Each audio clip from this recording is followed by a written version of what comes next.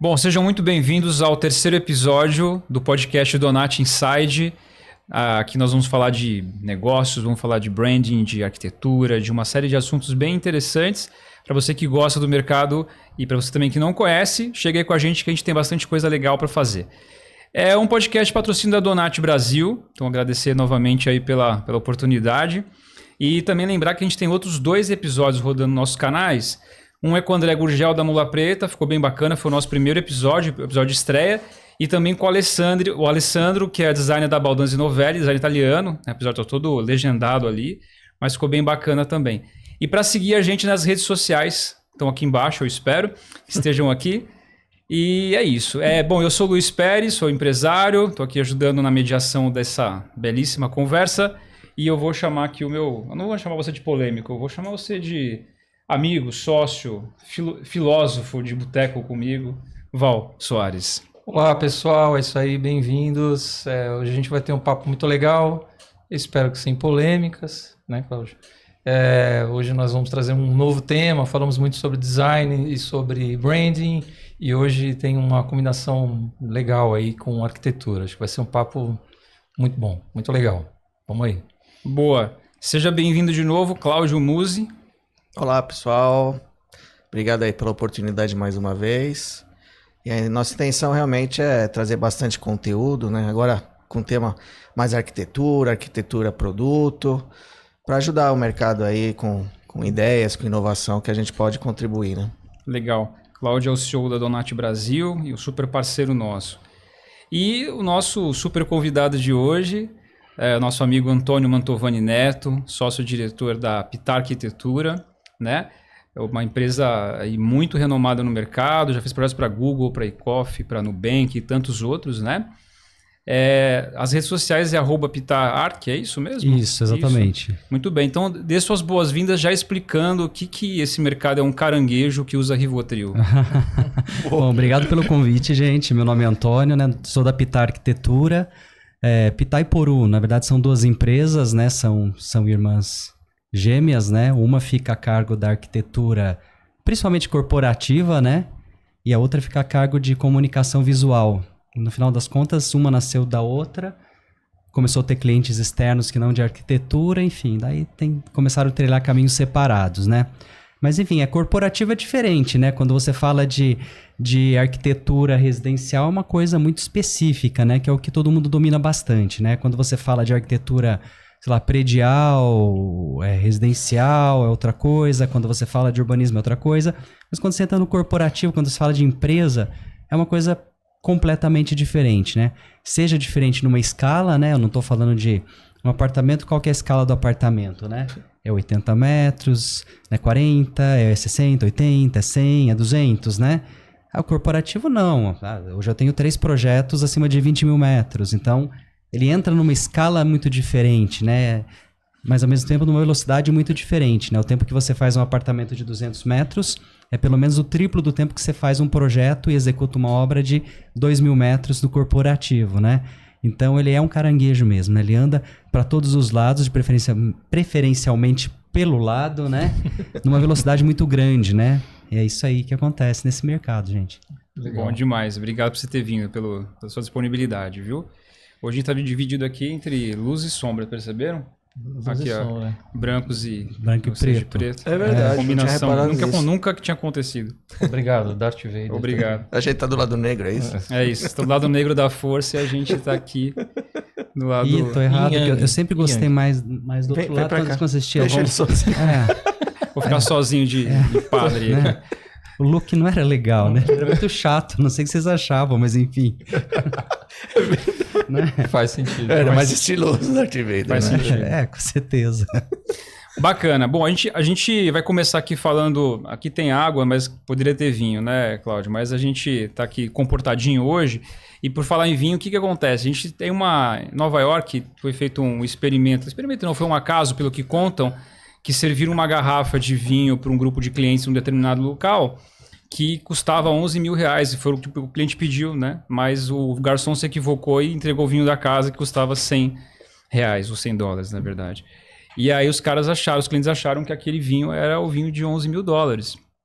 Então, isso é um caso muito interessante de valor percebido, de como que o preço ou a marca, isso incide sobre a nossa percepção de valor, né? Como a gente, quando olha para uma coisa, a gente vê um valor que às vezes ele não tem, né? E a nossa conversa parte um pouco sobre isso, né? Quando a gente fez uma pesquisa recente, Val e eu, para procurar locais de estudo, coworkings, restaurantes, cafés e tal, por conta de um outro negócio que a gente tá tocando, né? E a gente experimentou, sei lá, 50 lugares de São Paulo diferentes, dos mais luxuosos aos mais simples e tal. E a gente percebeu uma coisa muito incomum, trazendo para a nossa realidade imobiliária, que é assim, a não preocupação com a funcionalidade. Então você vai num café ou num coworking, você tem dificuldade de trabalhar, porque não foi pensado na questão de ergonomia, as cadeiras são desconfortáveis, barulhentas, a acústica do local não é legal, os móveis às vezes até são bonitinhos, mas são ordinários. Então essa coisa de percepção de valor trazendo para o nosso mercado é o ponto de partida aqui do nosso bate-papo. Então chutei a bola, comecei a bola, o árbitro apitou e está contigo. Eu nem sei como começar a falar Também sobre esse sei. tema, porque ele foi pra gente uma experiência realmente muito, muito desagradável, né? Porque depois da pandemia, quando teve toda essa mudança de formato de trabalho e tal, a gente começou nessa busca por experimentar novos modelos de trabalho, né? Nós já estávamos em algumas consultorias e, porra, viver a experiência de entrar numa reunião com o cliente e o cara ligar o liquidificador e acabar com a sua reunião, né? Porque você tem um café muito próximo daquele espaço, e eu estou falando de um coworking até conhecido aqui no centro de São Paulo, na Augusta. Eles falam, pô, mas alguma coisa não foi pensada aqui. Então você tem aquele modelo hypado, aquele puto estilo e tal, mas no final das contas parece que esqueceram das questões mais prioritárias para o trabalho, né? Então você está propondo que aquele espaço é para você ficar ali, e foi uma experiência realmente desagradável. Eu queria ouvir, Antônio, qual que é a percepção dele sobre isso, desse gap que existe entre um conjunto muito grande de projetos que tem uma estética que parece que ela é muito mais para a fotografia do Instagram do que a funcionalidade. Funcionalidade na mesa, na cadeira, de fato, tem em tudo. Nós poderíamos fazer uma lista enorme, não é de críticas, mas é de apontamentos de não funcionalidade do espaço para trabalhar. Acho que vocês têm bastante razão, né? A questão, a minha percepção é que existe um romantismo em torno desse tema, né? Vou abrir o meu café vai ser lindo, vai ter poltronas de couro, vai ser bonito, muita madeira, né? As pessoas vêm aqui trabalhar porque ele vai ser bonito, né? Ele vai ser hypado, tá num ponto legal, e ninguém para pensar no projeto de fato, né? Café é café. Se você quer que alguém trabalhe no café, você tem que trazer dois componentes muito importantes, que é a ergonomia e a acústica. Se você não traz esses dois componentes, e as pessoas não trazem, fica só no romantismo. Então você vai no Starbucks, não vai trabalhar lá. Você vai ligar o liquidificador, ele vai fazer um baita de um barulho, né? Qualquer lugar que você for desses cafés, vai ter muito barulho, muita gente falando, reverbera demais e você não consegue trabalhar. Tem pessoas que têm o hiperfoco, né? Eu até consigo, tá? Eu trabalho no meio do aeroporto e tá tudo bem, porque quando eu engato ali a primeira, eu não consigo ouvir o que está acontecendo em torno de mim, independente de onde eu esteja. Mas a grande maioria das pessoas, a absoluta, não é assim. Então, não foi feito, não foi pensado. Tem lugares que não são pensados de propósito e a função não é essa, não é trabalhar, é sentar, comer um hambúrguer e sair fora. Tomar um café e vazar, pegar uma bomba ali de chocolate e sumir. Fazer um giro rápido de cadeira, sim, né? No giro. Mas tem gente que vende o café como um coworking, né?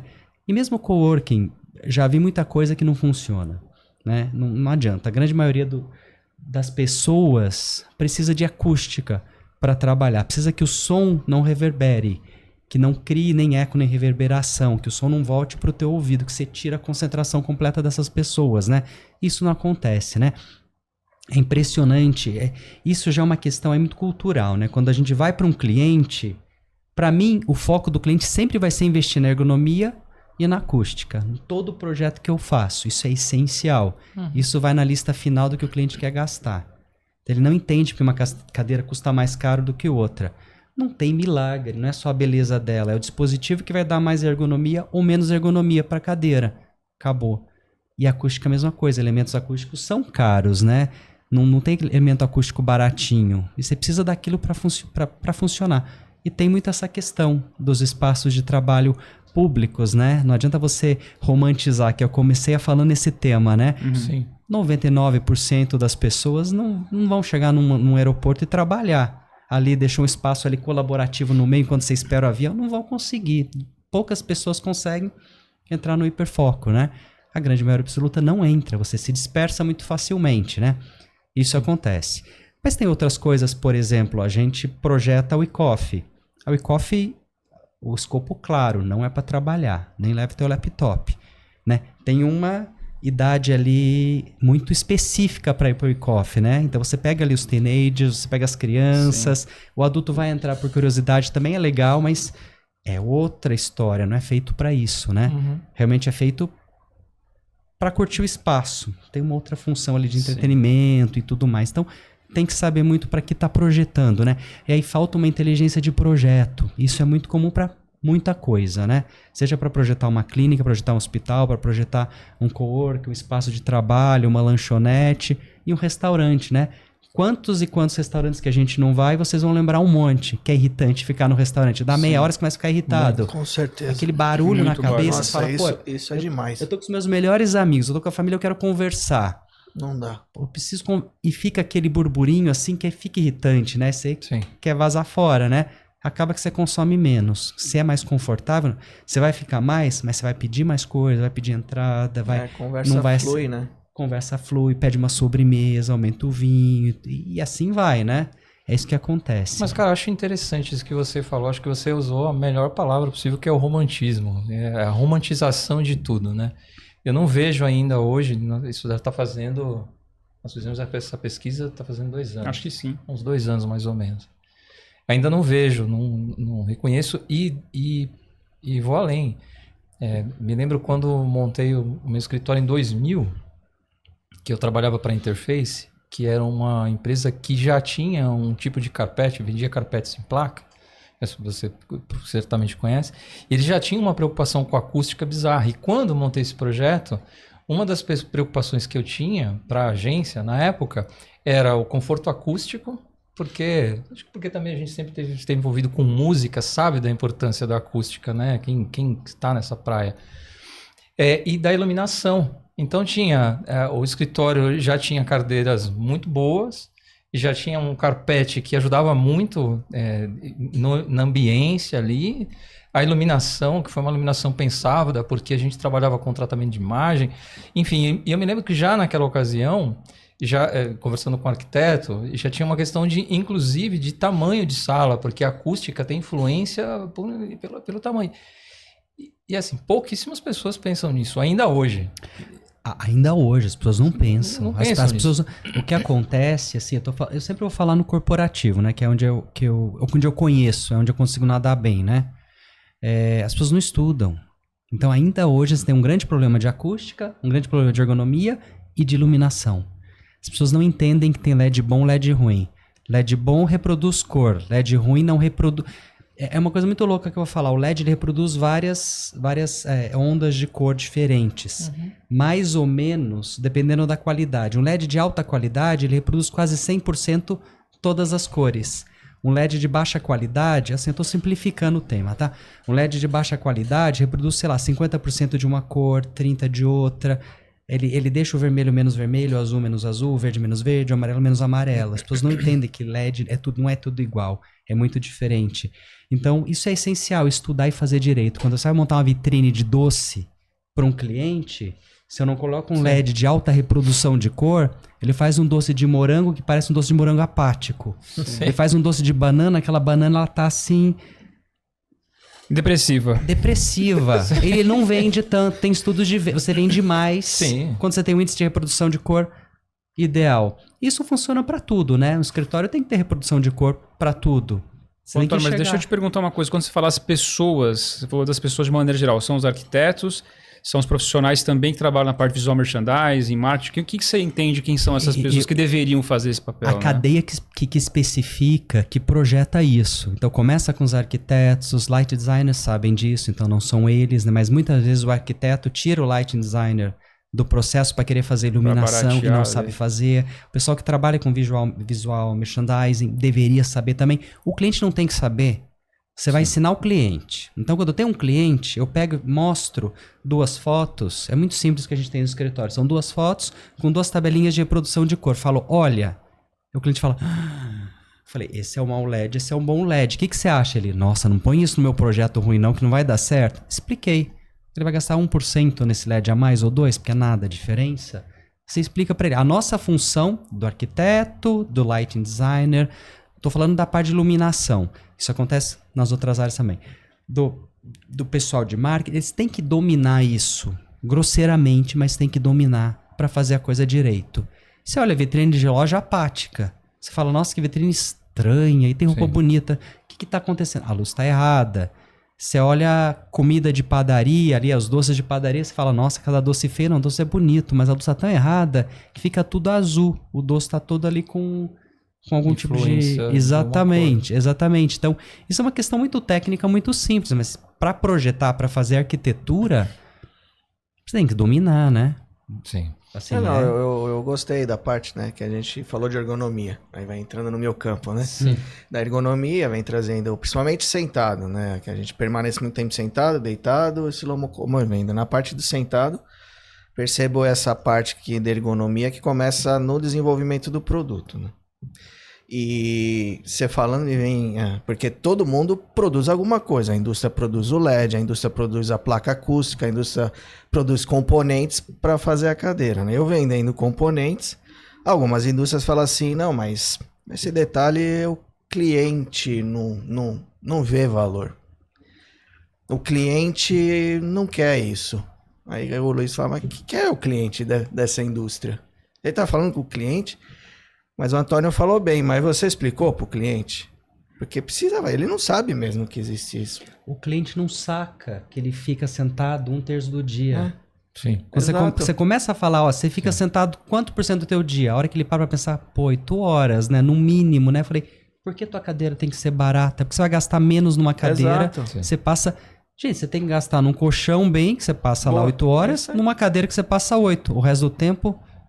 Você vai Exato, tomar banho, eu come, vai pra casa. Mas olha como é interessante essa questão de isso. construção de valor, pegando a ergonomia, pegando a cadeira. Nós falamos sobre isso em 2012, 10, não me lembro, no lançamento de um produto lá, que estavam juntos.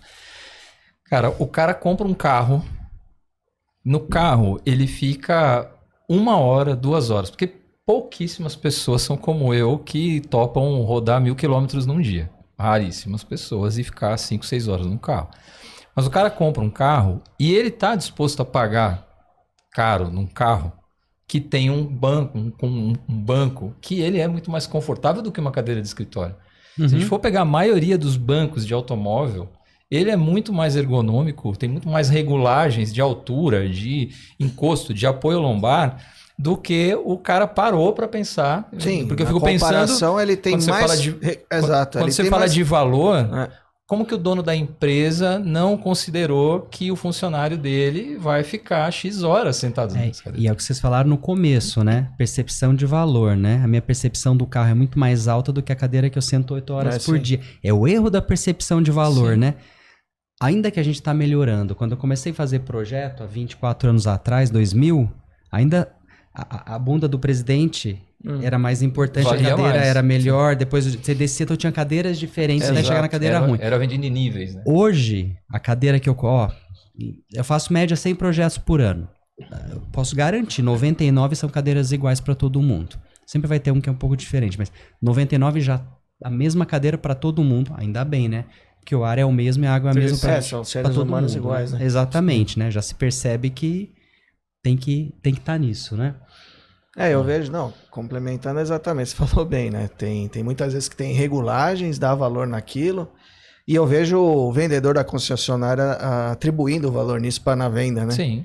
E eu acho que eu não vejo muitas vezes. Eu já falei diversas vezes, o canal de venda muitas vezes negligencia, porque talvez o produto nem tem isso daí, né? É que Ele não tem, aí ele não explora isso daí, não faz o que... Aí eu vejo que até mais a arquitetura explora mais isso do que o vendedor do produto em si, né? Esse contexto de vender o produto por vender, né? Isso realmente eu percebo. Desculpa, de novo, algumas indústrias eles falam, o cliente não quer. O cliente não quer isso. Peraí, mas como não quer? Tem tanto tributo em tantas coisas... Tem outra coisa um pouco polêmica, que muitas vezes a empresa você compra produto para os outros. O carro você compra produto para você mesmo. Mas é isso, né? É isso, né? É que hoje também tem o estigma que tem nas corporações, que é assim, a gente tem que atender o cliente naquilo que ele pede originalmente, temos que seguir o budget, a gente precisa se adequar à demanda que vem original. É quando o Antônio fala assim, pô, mas eu mostrei duas imagens, é fácil de convencer, que às vezes é mais custoso, mas tem mais valor. Eu acho também os profissionais, sejam arquitetos ou outras áreas, têm a tendência na transação comercial de ceder ao cliente quando ele fala assim, pô, mas eu não posso pagar por isso. E ao invés de defender que aquilo é um benefício para o negócio. Eu também acho que tem esse estigma, né? Do budget. Você vê isso nos projetos assim? Muito, muito. E tem coisa que a gente tem que quebrar, sim, direto. Não dá para falar, meu budget para cadeira é só esse. Você não pode falar, não pode deixar teu funcionário numa cadeira que eu sei que você só vai trocar daqui 8 anos... com esse tipo de budget. Não funciona. Senta nessa cadeira uma semana e me fala o que você acha. Né? Tem coisa que não dá para aceitar. Tem coisas que a gente ajusta. Budget sempre vai ser uma questão num projeto. A gente sempre vai ter que ajustar. Mas a gente tem que ter premissa, né? Eu vou em ergonomia número 1 para mim. Que eu falei para vocês, né? Sim. Então, assim, se eu tiver que cortar um revestimento bonito de parede para ter uma cadeira boa para o funcionário daquela empresa... eu vou cortar o revestimento bonito de parede. Não posso deixar... eu sou responsável por, sei lá, 100, 50, 200 mil vidas ali durante X anos. A ergonomia que ele vai ter, a qualidade de saúde que ele vai ter. Isso é o papel da arquitetura. Eu sou responsável por isso. Quem vai vender vai ter lá a cadeira A, B, C com budget 1, com custo 1, 2, 3. Ele vai vender o custo 1 ou o custo 3. Ele vai vender. Eu não. Eu tenho que colocar aquilo que eu entendo que realmente é bom e que vai funcionar. E coisa boa funciona. A minha cadeira de trabalho lá em casa, ela tá em casa faz comigo há 20 anos que eu carrego ela. Tipo, não troquei um rodízio até hoje na minha cadeira. Tudo bem que eu não uso o tempo inteiro, né? Mas é coisa boa. Coisa boa dura. Dura. Né? O carpete bom, se você vai usar numa empresa, ele dura. Sim. Hoje eu fui numa cliente que eu fiz o projeto para ela em 2016. A gente tá em 2024. Faz 8 anos. Ela vai mudar. Eu cheguei, entrei na sala, que a gente ia ter reunião, eu falei, nossa, esse carpete tá novo, hein? Você fala, não é que ele tá novo, é um carpete bom, de onçagem boa. Você pisa, a fibra tem memória, ela volta pro estado natural e não fica aquele caminho de rato no carpete. Tem que ter qualidade, né? Você tem uma responsabilidade. Entenda uma coisa quando a gente fala de corporativo. A porta do meu quarto, eu nunca fecho. Lá em casa. Então a maçaneta tá nova desde o dia que instalaram faz 2 anos atrás. A maçaneta de uma porta da sala de reunião de um escritório, quantas vezes você puxa e fecha aquela porta? Nossa, Sim, faz sentido. Por dia. Entrando, saindo, café entra, 10, café 20, sai. 30, 100 vezes por dia uma maçaneta. Se eu não coloco uma maçaneta muito boa no escritório, uma muito, muito boa, ela vai despencar, ela vai cair. O mecanismo vai quebrar. O uso que você tem de um restaurante, de uma lanchonete, de um coworking, de escritório, ele é intenso. Você pisa muito, você mexe muito, você puxa muito, você bate muito, você joga peso em cima, ele é intenso. Tudo tem que ser reforçado, né? Não dá para ser de qualquer jeito, né? E é isso que é nossa responsabilidade de educar o cliente, né? E trazer essa consciência para ele. Quando você explica a história da porta do quarto e a porta da sala de reunião, ele fala, é verdade, né? Eu tenho que ter uma maçaneta muito boa, eu tenho que ter uma cadeira muito boa. Tem o limite do budget, obviamente. Sim. Mas tem que explicar, isso faz parte, né? Mas eu fico curioso, eu queria escutar de você o inverso dessa história. Porque em 2012 também nós treinamos mais de 500 vendedores num projeto linkado a cadeiras. E eu participei diretamente desse projeto, eu treinava, inclusive. Cara, eu me lembro como se fosse hoje de você entregar 20 features de um produto, 20 características que seriam determinantes para aquela venda. Aí quando você chegava no final do segundo dia, ia fazer uma avaliação, os caras se apegavam sempre aos mesmos. Ah, e se você falou a palavra sustentabilidade, que na época tinha começado a surgir, caraca, o cara só sabia usar o argumento de sustentabilidade. Na tua ponta ali, quando chega até você hoje, você diria que tecnicamente esses caras estão melhores assim para apresentar, para falar sobre ergonomia? As pessoas que vendem? As pessoas que vendem, os caras que vendem. Acho que empresas... Ou eles ainda estão naquela de ficar vendendo um tequinho e tentar só encaixar o produto no projeto? Empresa séria tem gente boa. Sempre. Qualquer empresa Bom, a gente tá falando de corporativo, né? Mas seja lá o que for. De imobiliário, de piso, etc. Gente, empresa séria, treina. Explica a qualidade. Eu coloquei agora uma pessoa que vende piso para falar com um cliente meu que a gente tá mexendo com plataforma de petróleo. Tipo, não passei vergonha. A cola que você usa pro piso é diferente da cola que você usa aqui em terra firme. O tipo do piso é diferente do piso que você usa aqui. Tecnicamente, ela deu uma aula de 1 hora.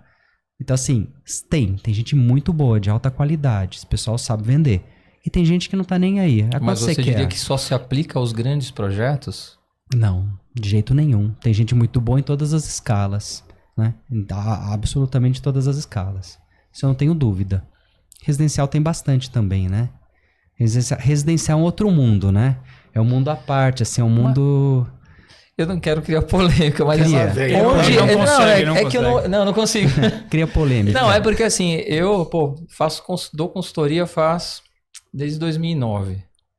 Cara, você vai na maioria dos escritórios, a galera tem umas puta cadeira lixo, que você senta nela e fala, pô, não acredito que o cara ofereceu essa cadeira.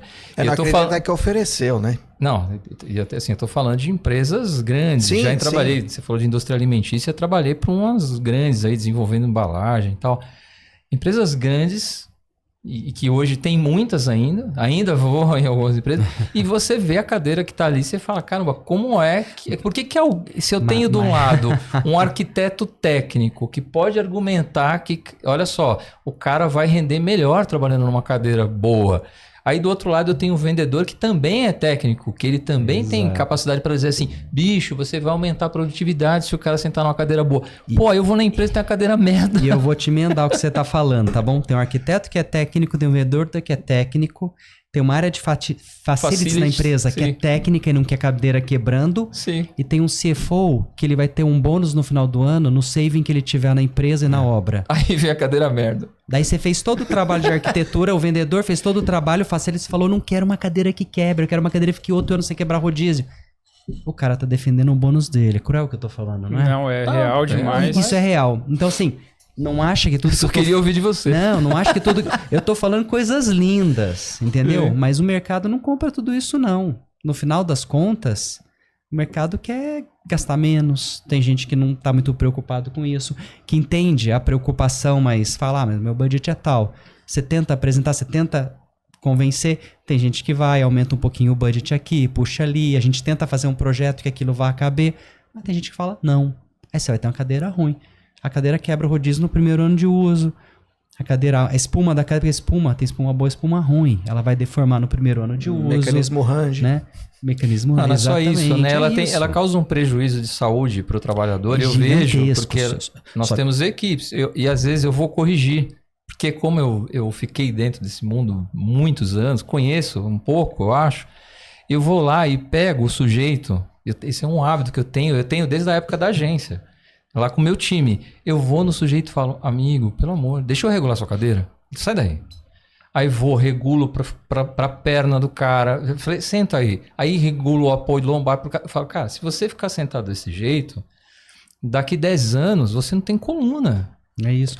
Mas isso pra tudo, né? Cadeira, iluminação errada, é uma série de coisas num projeto que você tem hoje que as pessoas descuidam, né? Tem muitos casos que o cliente faz uma compra assim equivocada por preço e depois volta para ti e fala, cara, cometi um erro, tem como você refazer? Tem pra um monte de coisa. Tem. Vai e volta e não faz de novo. Então assim, tem casos assim de cliente que 1, 2 vezes, até um cliente engraçado, o primeiro cliente que eu tive na minha vida, não comprava acústica de jeito nenhum, achava aquilo um absurdo. Segundo ou terceiro projeto, já fiz 8 com eles, né? Em 24 anos, né? 8. Ele não negocia comigo acústica. O que eu coloco no projeto, ele coloca. Porque ele entendeu, ele aprendeu o valor agregado daquilo. Da pior forma Então ele possível. voltou atrás, no longo desse negócio todo, tem acústica em tudo, decente, sem exagero, no propósito. Mas tem sim, tem muito cliente que volta, tá? Tem cliente que compra, se arrepende, fala, então vamos esperar quebrar aí os próximos 3, 4 anos, a gente vai trocar tudo. Tem cliente que se arrepende e vai trocando em leva, conforme vai entrando um budget por ano, um dinheirinho por ano. Tem sim, tem bastante. O cliente até pode não dar o braço a torcer, tá? Mas ele sabe que fez besteira. Eu, quando falo de grandes empresas, né, me ocorreu, né, desse resultado, né, do Save, né? Tem uma enorme empresa no Brasil, eu não vou citar o nome, né? Grande área administrativa. O lucro boçal, como você fala, né? Lucro boçal. E é banco. Ah, É banco. É um banco, tem o logotipo azul. pior que a gente tem tanto. Quantos bancos a gente tem no Brasil? Grandes bancos, né? Grandes. Não, mas eu tava fazendo trabalho de desenvolvimento para esse cliente e tentando, até a área do facility, o pessoal de compras, todo motivado, né? E eu andando naqueles corredores lá e o pessoal do staff olhando, né? Aí eu parei uma hora no corredor, o cara assim lá naquela mesa na bancada, sentado na cadeira ruim, né? Tá tentando melhorar lá o valor do produto, aí o pessoal do staff me chamou, vem cá. Pois não, tô vendo que você trabalha com cadeira, né? Sim, eu trabalho. Poxa, tenta convencer eles a comprar uma cadeira boa, por favor. Quase chorando, né? Mas por que você não fala? Você é louco, eles vão me mandar embora. Pois é. Olha que situação. Mas acontece, né? Pô. E já tem empresa grande, banco mesmo, tá? Que é padronizado cadeira assim, Não, bom. altíssimo nível de qualidade. Sim. E não se discute, é uma coisa impressionante. Ele compra a mesma cadeira para todo mundo, o tempo inteiro, em toda ampliação. E esse é um cliente que eu faço, sei lá, 2 obras por ano, pelo menos. E ele não discute ter uma cadeira. Porque para eles é o item número 1. Interessante isso. Isso E soa acabou. como música pra mim. Mas o Val falou que é raro de encontrar. Eu também acho que, imagino que vocês vão concordar que é raro de encontrar uma mentalidade como essa que o Antônio está trazendo, que é um mundo perfeito, né?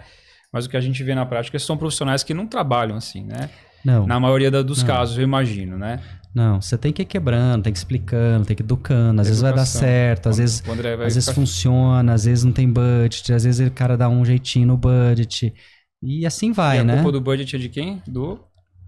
Alguém vai ganhar Do bônus, CFO. né, com essa história. Então, os investidores, acionistas... É isso, Cuidado né? com o seu E, iPhone. cara, não deem metas de É curto isso. prazo para CFOs e CEOs. É Vocês estão isso. acabando Uma com o grande negócio de verdade. vocês. Uma grande Fica aí o verdade. recado. Não. Essa Acho que indignação nossa. Mas é isso. Não, tem negócios, como você falou, restaurante é um deles. Restaurante é o tipo do negócio que eu não volto nem a pau se for um lugar barulhento. Eu também não volto. Não volto. Eu não volto. Uma porque vez, porque pô. é sempre caro e é meu momento de prazer. Sim. Eu quero ser pra mim tem que ser experiência boa restaurante, né? Eu tenho que escolher querer ficar num lugar barulhento. Sim. E eu geralmente não escolho na hora que eu vou comer. Porque comida pra mim tem 2 coisas que são importantes, né? Comida e viajar, subir montanha, né? São as 2 coisas que eu Mais gosto. tem que ser boa. A experiência Agora, for ruim, não volto. O restaurante tem uma coisa que eu vou embora se for muito ruim, que é a mesa que eu tenho a sensação que tem um cara que escolhe mesa para restaurante, que ele escolhe aquela que faz assim. Que balança? Que balança. Ele é especialista em escolher mesa que balança. Porque, cara, Porque talvez em tenha um restaurante médio, não tô falando dos restaurantes, né, Michelin, não, óbvio que não. Mas restaurante médio é impressionante. Você senta, a hora que você põe a mão, a mesa já... Ah, não, mas aí eu já tô embaixo da mesa, já tô arrumando a sapata dela com a minha mão. Eu nem peço Eu ajuda. também. Não, eu já também. olho. Quando Eu eu vou quero na lata. ficar muito, eu pego um monte, já cato um monte de guardanapo. porque eu já- Isso, eu ponho guardanapo. Mas eu acho que na estrutura de cargos deve ter um cara assistente cara. de calço de mesa. Só porque aí você pede, chega um cara com um negócio... Porque é muito irritante a mesa que balança. Ó, mais um recado, galera. Pelo amor de Deus. Resolvam as mesas que balançam. Não, Mas você- não incomoda isso não. Não, acho chatinho, vai lá com A gente é meio neurótico com isso, acho que talvez sejamos nós. Mas a gente fala de cadeira, e aí trazendo um pouco para o universo da Donati, né? Cadeira foi uma coisa que eu aprendi com esses 2 rapazes aqui, como é importante ter uma cadeira de qualidade, muitas pessoas nem pensam, né? Às vezes as costas estão doendo, você não está percebendo que é em função de tantas horas no dia, como você comentou, de ficar sentado. Agora, o projeto a gente teve recentemente em feiras, né? Fomos visitar algumas feiras. O meu olhar, que é mais leigo aí do que o de vocês, me parece que todas as cadeiras de escritório são muito parecidas, são muito semelhantes em ponto de design e tal. Como diferenciar isso no projeto? Perguntar para vocês dois. Como se constrói um projeto muito legal de diferenciação para a cadeira de escritório? É importante primeiro falar que fazer uma cadeira muito diferente, com design muito arrojado, é muito caro. Então, assim, naturalmente, um país em que você não é um país que tem um mercado rico do corporativo, como é os Estados Unidos, ele não vai investir ferradamente nisso. Então vai ter muita cadeira muito similar, muito parecida daquilo que já dá certo, né? Não sei se você concorda comigo. É um pouco disso, né? Então elas acabam que ficam um pouco similares, sim. Aí tem uma diferença, sim, em componente, né? Em componente, em ajuste. Mas aí também tem uma questão de normativa brasileira que alguns ajustes eles têm que ser tecnicamente iguais, né? Então, no final das contas, e todas são pretas, né? Então, você acha que é tudo meio parecido, né? Mas tem diferença sim, tem uma diferença de espuma, de assento, de mais qualidade, de menos, de tipo de tecido que respira, tecido que não respira, né? Tem um nível de ajustes que você precisa usar por causa da normativa brasileira, mas tem um além daquilo que pode ter umas cadeiras também que é interessante. Aí tem um pessoal que mexe alguma coisa com couro, uma diferenciação de tecido. Tem que conhecer, né? E cadeiras tem que provar, tem que sentar lá. Nunca pode ser 1-2 dias, igual as pessoas falam, que 1-2 dias sempre vai ser boa, né? Tem que provar, colchão também é sempre bom 1-2 dias. Tem que provar 15 dias, 30 dias uma cadeira para entender como ela se adapta, né? E é claro, uma cadeira vai atender 90% dos corpos. Aquela cadeira X, 10% sempre vai ficar um pouco à margem daquela cadeira. Você não consegue abraçar 100%. Entendi. Mas no escritório... Até por isso que às vezes a gente coloca mais de uma cadeira em escritório. Então tem um cliente que usa 4 tipos de cadeira, 25%, e as pessoas podem escolher onde elas sentam e o tipo de cadeira que elas têm. Né? Inclusive tem mesas sem tela, mesas com tela, se ela vai ligar o laptop com tela também ou sem, só ficar com laptop. Então isso pode acontecer também. Mas o especialista nisso é ele, não sou eu, tá? Eu tô aqui no chutômetro. Não, mas acertou tudo, até na norma brasileira. Pelo volume da voz, convenceu. É isso aí, né? Não, mas a norma brasileira realmente, como toda, né? Até o pessoal fala, não, mas atende a norma. A norma é o normal. Sim. Normal, é o mínimo. É o mínimo, né? Então é isso mesmo, é do normal para mais, que são os diferenciais. Sim. Que aí o normal é o mínimo que o fabricante tem que ter. E os a mais que você está falando, o fabricante tem que explorar isso daí. Na parte do design eu discordo um pouquinho. Eu sem desenvolver produto, eu acho que quando ele define tudo igual, é mais fácil, digere mais fácil. O mercado já está comprando, já está comprando, faz a mesma coisa. Isso. Mas aí tem a inovação que tem que arriscar, porque fazer o projeto sem design com design custa o mesmo. A diferença vai ser contratar o design, talvez seja isso. Talvez o fabricante não quer ter esse... De novo, né? Como colocar um profissional que tem acontece conhecimento. com o corporativo. Antônio sabe, por que eu preciso de arquiteto para fazer um projeto? Faço eu. Pego o meu estagiário, faço eu. É a mesma coisa do produto. Não, o produto faço eu copio do outro ali. Para que eu vou contratar um design? Você entendeu? Então é isso que mais acontece. O fato que sim, produto design tem o valor ali, percebido e tudo, que tem que pagar o design, tem que pagar o desenvolvimento, tem que pagar a engenharia, é um pouco mais caro. O grande dificuldade que eu vejo, talvez, no Brasil, de novo, é essa questão de não conversar com o cliente, não capacitar o cliente no entendimento. O investimento vai ser importante para a empresa, tirando o iPhone, né? Que isso daí a gente esquece. E então, os atributos, design, sim, tem que fazer. A indústria brasileira tem um pouco de dificuldade, mas está começando a movimentar isso. Porque quando o pessoal vai visitar as feiras lá fora, nossa, que coisa linda. O Brasil não consome. Mas você é brasileiro, tá achando bonito. Eu não entendi essa. Tem fabricante que exporta produtos aqui bons para fora. Mas por que você não oferece pro Brasil? O brasileiro não compra. Ele não liga para isso. Sabe? Tem as crenças limitantes. As crenças que acabam limitando. Mas como o Antônio falou, além do design, né, o conforto da espuma é importante, tem que tomar muito cuidado. É como o colchão, deformação. Então o pessoal acha que ter o volume de espuma grande, aquela percepção de conforto, mas muitas vezes a qualidade passou um tempo, ela não tem a memória, né? Então aí o mecanismo, a questão da durabilidade, regulagens. Como bem o Antônio falou, tem diversos tipos de pessoas no escritório que vão trocando de pós, não é mais fixo, né? Vão trocando, levantam. Então tem que ter máximo possibilidades de regulagens para compor, para regular. Você comentou, né? Ajustar apoio lombar, regulagem de altura. Hoje, muito mais profundidade do assento. A norma brasileira fala da classe A, que é profundidade do assento, do ajuste do assento. Uhum. São enormes itens e tem como diferenciar. Então, desculpa falar, mas eu acho que em imobiliário corporativo a cadeira tem muito atributo. Tem muita coisa que você pode Cláudio, explorar. Quando o Facilities Muita puxa coisa. essa fila aí de comprar uma porrada de cadeiras para uma empresa, ele não conhece nada desse assunto, certo? Sim. Quem que vai Ele especificar para deveria ele? conhecer, né? Talvez, mas... Não, mas é como o Antônio falou, você tem várias pessoas importantes no processo. Começa sempre para a pessoa projetar aquele ambiente enorme, entender o fluxo, vai começando ali especificando o produto. Aí tem que ter facility, o pessoal que auxilia o CEO, né? O facility. Mas sabe que Facilities conhece sim, viu? Boa parte é muito São lucrado. técnicos, Eles né? conhecem, eles são técnicos. O Facilities, ele parte da premissa que eu não quero um produto que quebre o que eu vou ter que consertar. Você tem 1.000 pessoas na empresa, eu vou ter que consertar 1.000 cadeiras. Senão é que Então nem... ele conhece coisa boa. Ele quer cadeira que não quebre 10 anos na vida dele, porque ele já tá com problema do ar-condicionado, ele tá com... É tanto problema Ele não no dia quer a ter dor de dia. cabeça no Ele final não da, quer. da história. Ele vai barrar no CFO, no budget. Mas ele quer. O Facilities do nosso. Sempre tá sempre do nosso lado. Ele quer coisa boa, porque isso. a gestão dele é complexa, né? O trabalho dele é complexo no dia a dia, né? Então ele nunca é o problema, ele sempre é a solução. Ele é a pessoa que está do nosso lado de um produto de alta qualidade, sempre. E eles conhecem bastante, porque Facilities vai em feira, conhece fabricante, Ele tá de alguma forma vivendo pergunta, é aquele mundo ali. curioso, troca entre eles. Agora, pegando uma fala tua no podcast que a gente estava ouvindo, estava comentando antes da nossa conversa, você fala da participação do RH, muitas vezes, nessas escolhas, pensando no bem-estar do colaborador. Isso. Essa é uma experiência aqui no mercado que a gente atua, que é middle marketing, não acontece tanto, mas você atua com grandes corporações. Como é que é isso, né, nesses ambientes? Assim? Como é que o RH participa disso? É interessante. Você fala 20 anos atrás, quem tomava conta, quem fazia as empresas e tomava as decisões era o presidente com o CFO, né? Fica por aí, né? Hoje é o RH. RH tá à frente, porque hoje quando você fala de escritório, você fala de bem-estar, né? Tem uma coisa muito importante hoje, né? As empresas querem trazer o colaborador de volta. Sim. Daí joga toda a responsabilidade em cima de quem?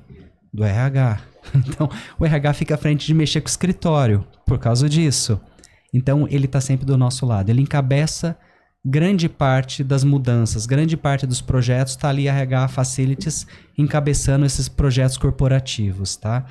E RH é um nível de discussão muito alta. Eu gosto de RH por isso, né? É um nível de discussão que está aqui, de qualidade de cadeira para o colaborador, de qualidade do piso, onde não vai ter um acro, do tipo de iluminação, que você não vai prejudicar a visão do colaborador, não vai deixar a visão cansada do colaborador. Então, RH é muito legal por isso, né? Eles estão dispostos a gastar tempo a pagar por isso. Sim. Tá? Porque é o interesse deles, né? Eles... Depende também das estruturas corporativas, né? Quanto mais horizontalizada, Depende. mais fácil dessas negociações acontecerem, né? Numa estrutura onde o CFO, ele é o cara mais acima da cadeia alimentar, mais difícil disso acontecer também, né?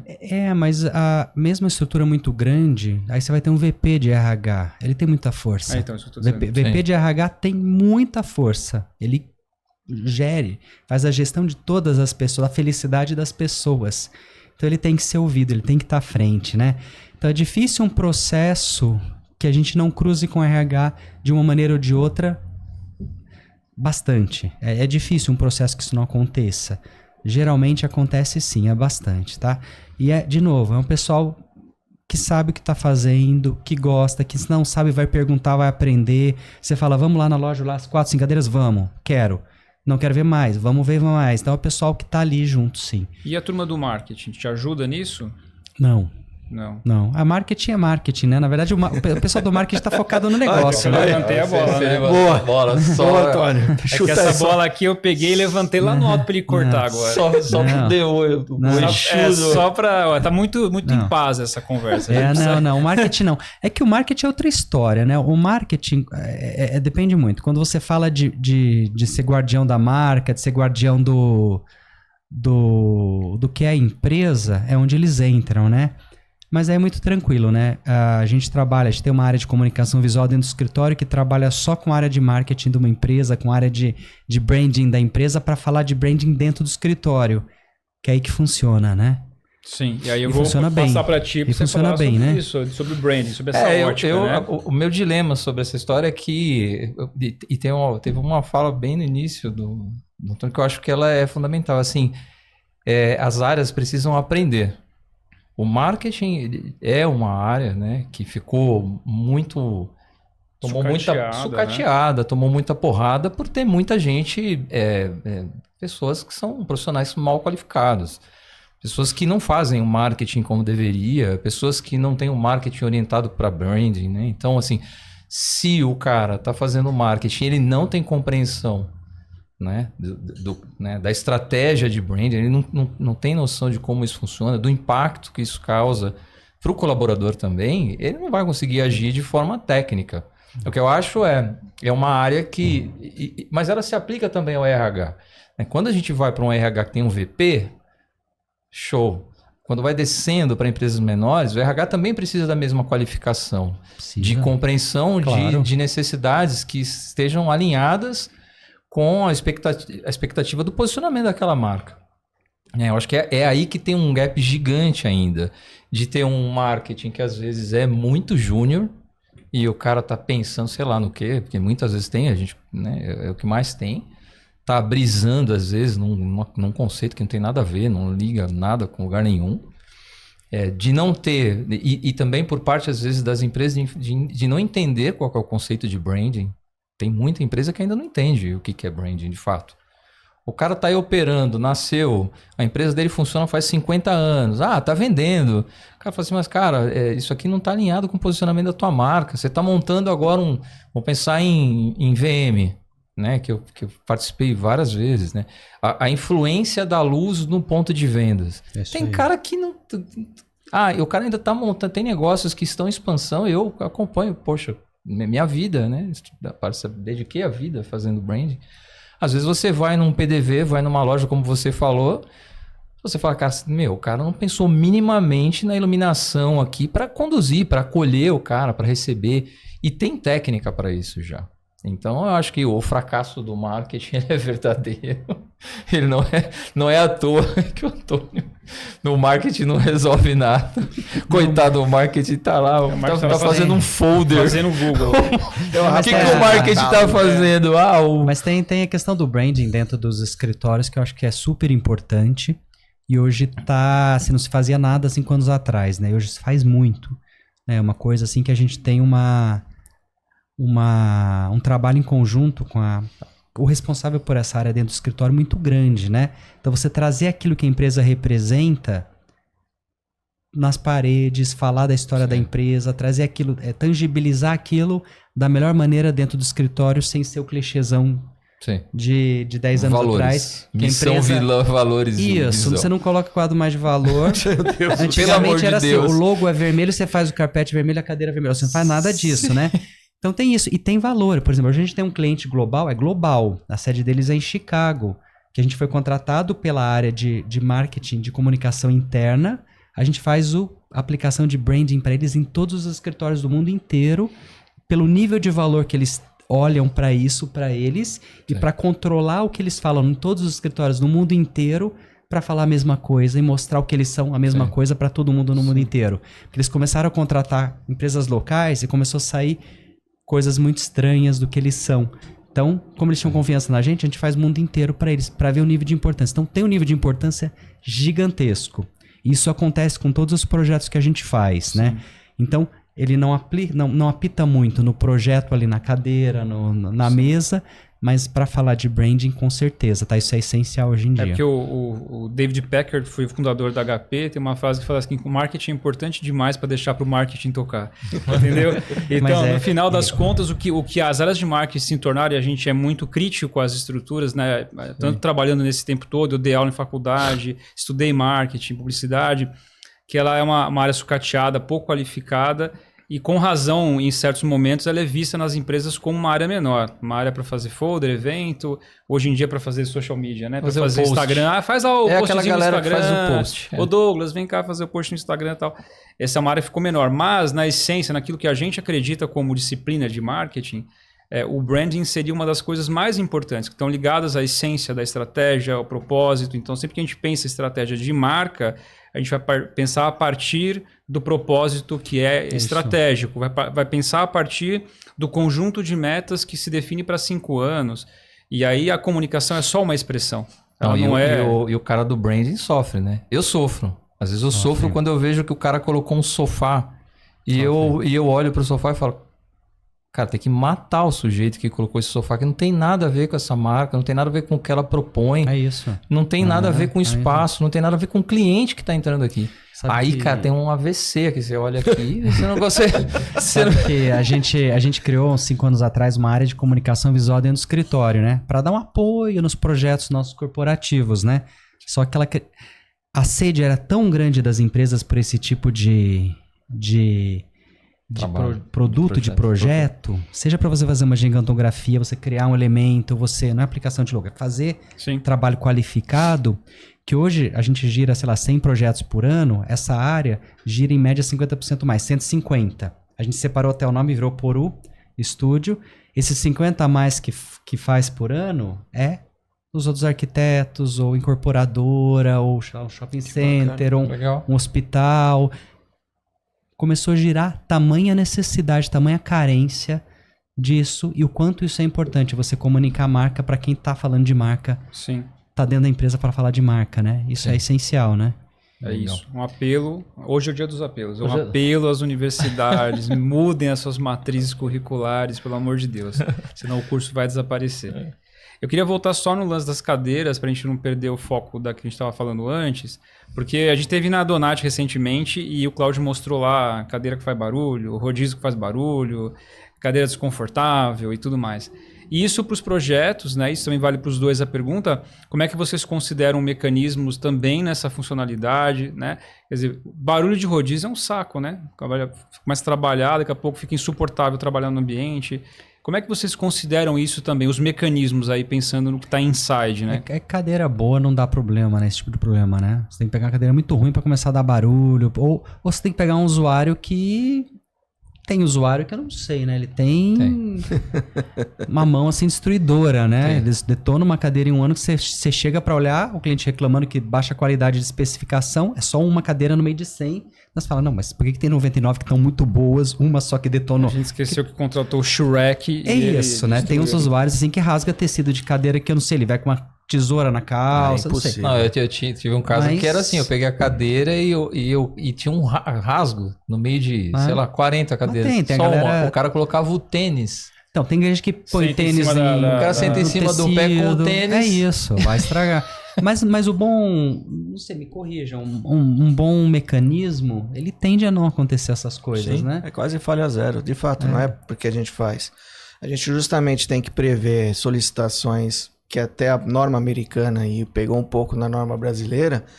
A gente não testa o normal, a gente vai até o extremo. A gente aumenta cargas para minimamente aceitar alguma... Como ele comentou, no corporativo, o fluxo é maior, né? Que você usa mais. Então você tem que prever isso em projeto, aumentar cargas em 20%, ciclos enormes para aguentar. Boa cadeira, como ele falou, usa nossos mecanismos. Né? Posso citar vários, mas não vou citar. Mas não tem problema. E, Luiz, quando você viu que eu mostrei, você esqueceu de falar, eu comparei, né? Comparou, Você não ia descobrir isso se não comparasse. Então, você pega um cliente ou um escritório que está usando, todas dão problema. O cliente acha que é normal. Uma dá o problema, o cliente vê que aquela deu problema. Então, quando você compara um bom produto com um ruim produto, você vê essas diferenças muito claras. Precisa ter o comparativo. Né? Somente falar só no orçamento, ó, essa custa X, esse custa... Além de todos os atributos, você tem que fazer experimentar. E faz provar o ruim também. É enorme a diferença, é muito grande. Aquilo que você viu lá na Donati, lá no nosso showroom, foi exatamente isso. Assim, é o comum do mercado que não é o normal da norma, né? Então eu falei, isso não é, nem atende a norma brasileira. Isso é código do consumidor. Não poderia estar no mercado, mas a gente conhece como é. Mas nós temos um Brasil que são vários, né? É isso. É o maior volume, provavelmente, ainda. Vou contar uma história engraçada, né? Cheguei um dia no escritório, a gente tem 4 festas por ano, né? No escritório, 4 happy hours dentro do escritório temáticos, né? Tem lá Carnaval, Halloween, o São João, mas não sei o que, né? Cheguei um belo dia numa segunda-feira, tinha tido um happy hour na sexta-feira, né? Cheguei, a gente tem um sofá de 3 lugares quebrado no meio, partido. Poxa, Antônio, sofá ruim, né? Não sei o que, bababá. Olho pra aquilo e falo, esse sofá não é ruim, cara. É um sofá de 3 pessoas, bacana. Bom, vou ligar pro fabricante, né? Amigão meu, ele vai, tira, vai quebrar o galho, vai cobrar, tudo bem. Aí eu olhando as fotos do grupo, resolveram fazer uma foto deles, umas 12 pessoas. Isso é um sofá. Um sofá de 3... Ai, vai quebrar o sofá. É isso, entendeu? É isso. Vai detonar o sofá. Claro que o sofá vai quebrar, né?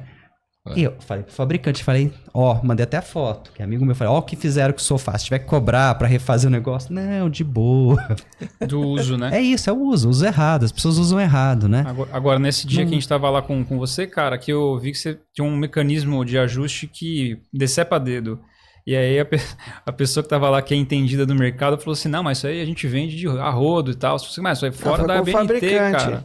Eu falei, mas você sabia que seu mecanismo não atende a norma e não atende o consumidor, pode decepar o dedo do usuário? Nossa, eu vendo tanto, é o que eu mais vendo. Assim, muito comum. Eu falei, cara, não fica perplexo. Eu estava perplexo, né? Que medo. E ele não sabia, né, cara? Não, mas inclusive, Antônio, é um produto, é um mecanismo que está na cadeira de R$190 e em cadeira de R$7.000. Poxa. Porque, assim, aquele negócio, o cliente não vai perceber. Não vai olhar o mecanismo. Até perder um dedo. Até perder o dedo, assim, eu fico com medo, assim, muitas coisas que a gente faz no Brasil é enorme, é muito longe dessa realidade e provoca essas distorções que... Nossa, eu tenho medo. Especificação pra mim ser alguma coisa que posso achar que vai dar BO. Eu também. Eu proíbo no escritório, galera, não usa, eu tenho medo. Dá medo. Volta pra mim, né? Volta. Sim, mas o fabricante tá vendo, como você falou, né? Tá vendo, né? Sempre vendia assim, por que eu vou mudar, né? O cliente compra. Você explicou pro cliente, mostra que pode decepar o dedo dele, eu duvido que ele compra. Agora você não compraria, né? Você viu, né, Luiz? Não, depois que você falou, mas também tem aquela questão, a gente não tem informação das coisas. Exato, eu acho que agora você vai ser mais crítico, você vai olhar a cadeira embaixo, né? Sim. Deixa eu ver se não decepa o dedo isso daqui. Sim, total. Agora tem um negócio interessante disso que a gente tá falando, você começou falando do vinho, né? Sim. E já me deparei com várias situações que eu acho bastante interessantes de cadeiras que são boas. Porque tem cadeiras que são boas e tem cadeiras que são muito boas e tem cadeiras que são muito caras, né? Eu acho muito interessante quando você entra numa empresa e aí você encontra o CEO, como aconteceu com a gente, e o cara, ele tem aquela cadeira que custa um absurdo. Custa, sei lá, hoje tem cadeira que a gente ficou sabendo aí, estão vendendo a cadeira a 30 mil. O que uma cadeira 26, pode ter para custar 26 mil? 26.932. O cara, que tem? Eu ia falar, eu sei que você é quem faz as perguntas, mas eu queria perguntar para o Antônio assim, quando você especifica uma cadeira que custa 26 mil... Não, tem vergonha. Acho que tem um limite. Não, mas você só coloca no projeto se o cara tem que pedir, já aconteceu? Uma coisa absurda, sim, já aconteceu coisas muito absurdas.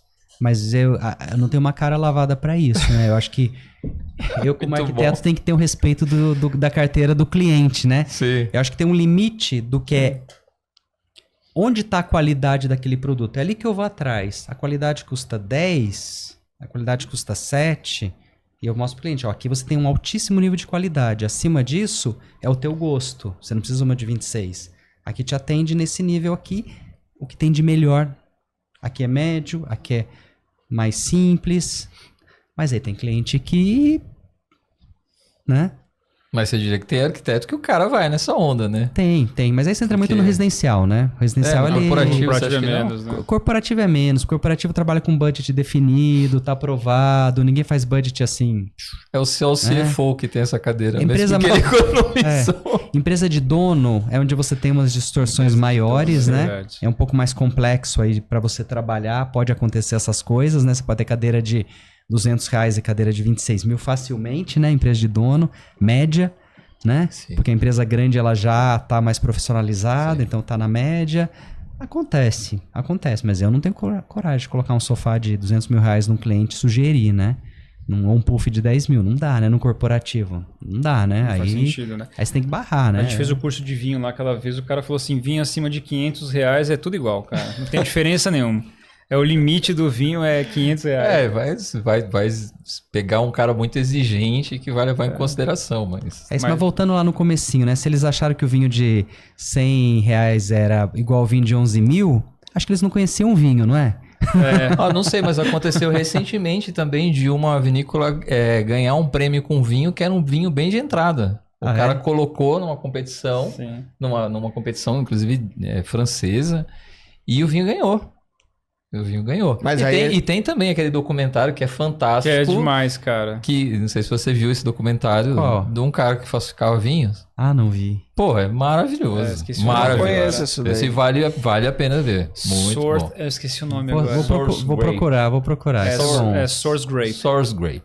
Acho que muito isso. bom. E ele tem tudo a ver com isso, porque a gente começou a conversa falando sobre percepção de valor, né? Percepção de valor para branding, que é muito diferente para arquitetura.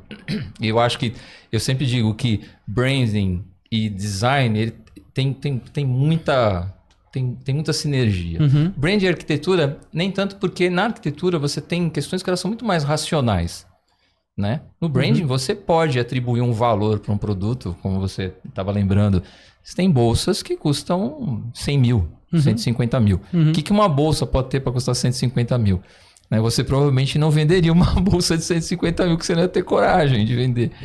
Eu não sei até que ponto, onde é essa linha, sabe, de recorte. A linha do recorte aqui está dentro de uma loja, que aqui não está dentro de uma loja. Tem alguma regra para isso?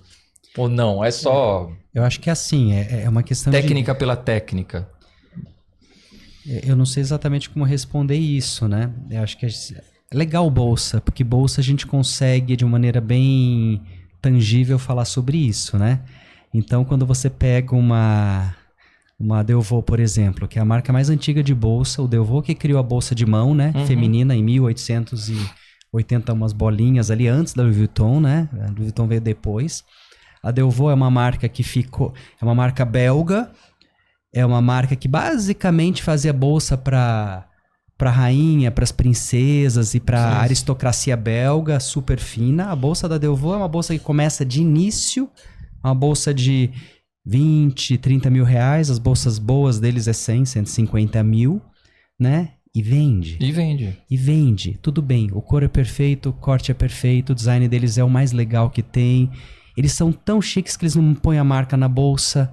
A bolsa existe, simplesmente eles não escrevem, não colocam logotipia. Precisa, né? Não põe LV em nada. Não tem logo grande, Vzão assim, gigante, de vale. Não tem. Delvaux não tem.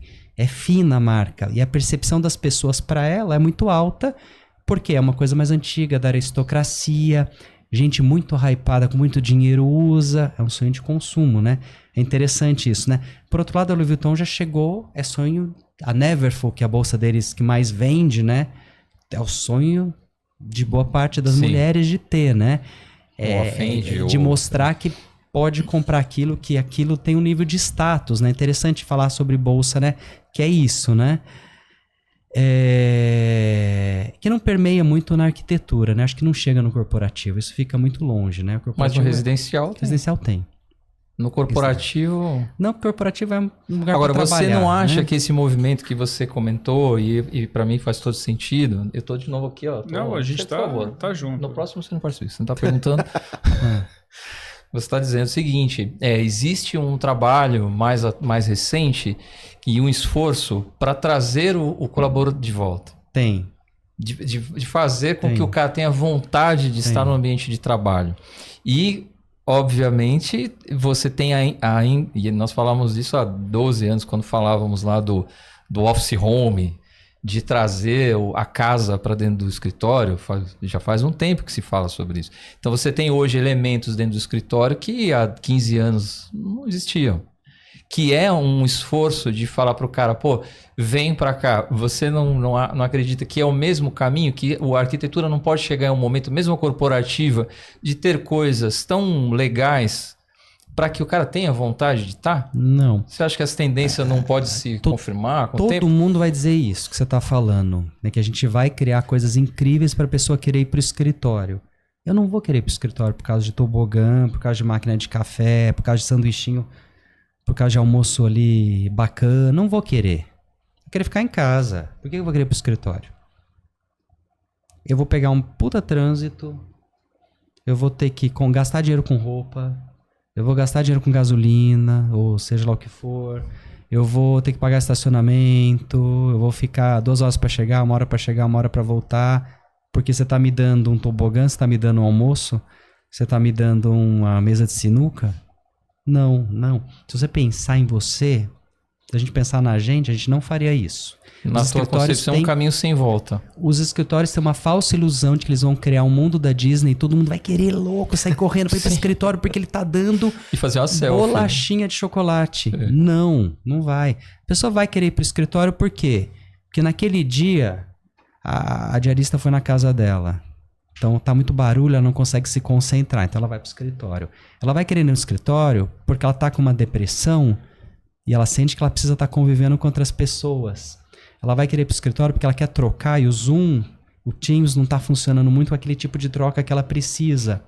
Né? Ela vai para o escritório porque ela, pelo coleguismo, hoje é dia de eu comer lá no quilo de não sei aonde, com os meus amigos, tem um happy hour. É isso que leva. Né? Não é mesa de sinuca, não é o melhor café do mundo, tá? O escritório, sim, ele tem que dar coisas de condição muito boas, né? Tem que dar café, tem que ter ali uma fruta, tem que ter coisas bacanas, com certeza. Tem que ser um ambiente digno, de muita qualidade, tem que ter criatividade, mas não é isso que vai levar, assim. E as empresas têm que parar, elas acham, quase todas acham que escritório bacana leva a gente para o escritório. Não leva, né? Tem um monte de empresa bacana que gasta uma fortuna com o escritório que está obrigando a voltar. Sim. Mas se é incrível o escritório, porque está obrigando porque ninguém volta, né? Sim. E ninguém quer voltar. Isso você tem observado. As empresas tentando trazer... A Samsung Exatamente, foi todas. noticiada sobre isso, né? Mas A recentemente, Dell, a Dell, aí o cara da G4 virou meme aí, porque falou que home office só de sábado e domingo, Isso aí. recentemente e tal. Vamos trabalhar 80 horas por semana. E aí... Eita. E aí, e você está vendo isso, uma tendência, a tentativa, não o retorno, mas a tentativa de trazer as como uma pessoas estão obrigando, porque as pessoas não querem voltar. As vezes estão funcionando presencial porque elas obrigam, não porque a pessoa quer ir. Tá? Meu escritório é liberado. Você tem que ir 1 vez por semana, obrigatório. São por squads, né? No escritório. Tem lá, sei lá, 8, 9 squads de temas variados, né? Eles têm uma única obrigatoriedade semanal, que é a reunião presencial deles, da squad. Cada squad escolhe o dia que quer ir e o horário que quer ir. Então, segunda, eu sei que tem uma segunda às 5 da tarde. A squad vai para a reunião presencial dela das 5 às 7. Acabou. É o que são obrigados. Mas mesmo assim, eu tenho uma ocupação de 30% a 35% dia. Tá? Não vai aumentar. E eu acho que já é alta 35%. Desses 35%, sei lá, 10% é de uma squad, 12% de uma squad. As outras 20% vão porque querem. Uhum. Mas se você olhar essas 20% no meu escritório, é bem interessante, tá? Uma das pessoas é porque a diarista tá em casa, uma porque a sogra veio do interior para estar na casa dela. Ele tá morando no escritório. As outras, exatamente. E as outras é porque elas moram 2, 3, 7 quadras do escritório. Então, entre trabalhar em casa e ir pro escritório, porque tá do lado, é 5 minutos andando, 10 minutos, 15 caminhando, como eu, que é 10 minutos, eu prefiro ficar no escritório do que em casa naquele gelo, que é uma geladeira na minha casa. Então vai pro escritório. Agora, querer a pessoa sair do Brooklyn para ir no meu escritório lá no centro, não vai querer. Não tem por que querer pegar 1 hora de trânsito para ir, uma para voltar, né? Não tem por que querer, Agora, um parênteses né? sobre gestão, você percebe aumento de produtividade nesse modelo, diminuição, estabilidade nesse modelo em que a galera tá mais em casa? Como é que você vê? É bem delicado, né? Tem gente que é feito para trabalhar, que trabalha bem em casa. E tem gente que trabalha bem no escritório. E tem gente que trabalha bem no híbrido. Né? Cada um de um jeito. Tem gente que tem que estar no escritório porque se perde em casa. Puta, eu vou lavar a roupa agora. Não, agora eu lavei a roupa, agora eu vou arrumar minha chuteira, guardar no armário. Tem gente que se perde completamente. Sim. Tem gente que em casa é uma máquina. Eu vejo assim que tem gente que fica em casa, a pessoa trabalha, se ela trabalhar 5 horas, ela rende 10. Se ela tá no escritório 10 horas, ela não rende 5. Então, cada pessoa é de um tipo. No meu escritório, como a gente é muito flexível, as pessoas ficam 4 dias, se quiser, em casa, trabalhando, a gente tende a contratar pessoas que conseguem funcionar em casa. Né? Pessoas que precisam de muito comando e controle não funcionam no meu escritório, não dá, porque a gente não tem comando e controle, é meio caótico o nosso sistema, tem um caos com ordem, mas é completamente caótico, não tem controle. Então, também tem tipos de pessoas que funcionam em determinadas instituições, isso que as empresas têm que tomar cuidado, né? Eu não adianta querer uma pessoa com muito controle que não vai ter, ela não vai produzir. A pessoa tem que se autogerir, fazer autogestão, né? É desse jeito, né? Aí funciona bem. E aí que tem que tomar cuidado. Tem que saber contratar para aquele modelo de empresa, entendeu? Eu numa empresa que sou obrigado aí onde o home office é só sábado e domingo, não funcionaria. Né? Eu quero ter opção de escolher. Agora, na contramão disso, já aconteceu? Do tipo, você foi chamado para um projeto e aí o cara tem lá, sei lá, 300 funcionários. Aí ele te diz que ele quer mudar o escritório, quer ter, sei lá, ao invés de comprar 300 cadeiras, porque tem 300 posições, ele quer comprar 100, porque ele tá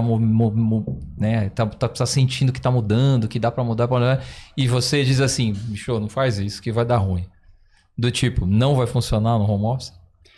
Já aconteceu alguma coisa de um projeto assim, o cara ter a intenção de entrar no modelo híbrido ou home office, de mudar, e no projeto, pelo briefing que o cara te dá do negócio dele, você olhar e falar assim, puta, mas se esse cara fizer home office vai dar ruim. Não, porque o ser humano quer home office, né? Ele quer trabalhar em casa, né? Por mais aqueles que precisam de mais gerenciamento, mesmo esses querem trabalhar em casa. Então sempre vai ser melhor para o colaborador. Então sempre apoio. Né? Agora, a grande maioria absoluta das empresas hoje, elas estão no modelo 3 vezes por semana no escritório. Tá? Tem as que são full, todo dia. Poucas é menos de 3 vezes por semana no escritório obrigatório. A maioria 3 vezes por semana, sei lá, 80% do que a gente atende é isso, 3 vezes por semana no escritório. Então eu coloco, uma empresa de 1.000 pessoas, a gente vai colocar, sei lá, 600 posições no máximo, né? Que ali tem um rodízio, sala de reunião, blá, blá, blá. Aí funciona super bem. É o que tem acontecido bastante, né? O problema das empresas elas não conseguem fazer gestão de pessoas em casa. É aí que tá o problema, não é que a pessoa não trabalha. Elas não conseguem fazer gestão, elas não conseguem medir produtividade, elas não conseguem coordenar desenvolvimento de tarefa, elas querem trazer todo mundo pro escritório porque ela acha que se ela ficar olhando aí pro Excel o dia inteiro, você vai trabalhar. Não funciona desse jeito, né? Claro. Você tem que criar meios para que as pessoas todas da empresa trabalhem de uma maneira produtiva, organizada, entre elas. Indicadores claros, né? Sem conflito, todo mundo ali funcionando no que tem que fazer. É desse jeito. Esse é o nosso, lá no escritório, falando de lá, esse é o nosso embate. Fazer tudo isso funcionar, azeitar muito isso para que o nosso home office de 4 dias, para quem quiser, funcione. Lá se a pessoa quer viajar 3 meses, trabalhar viajando, ela pode trabalhar, por exemplo.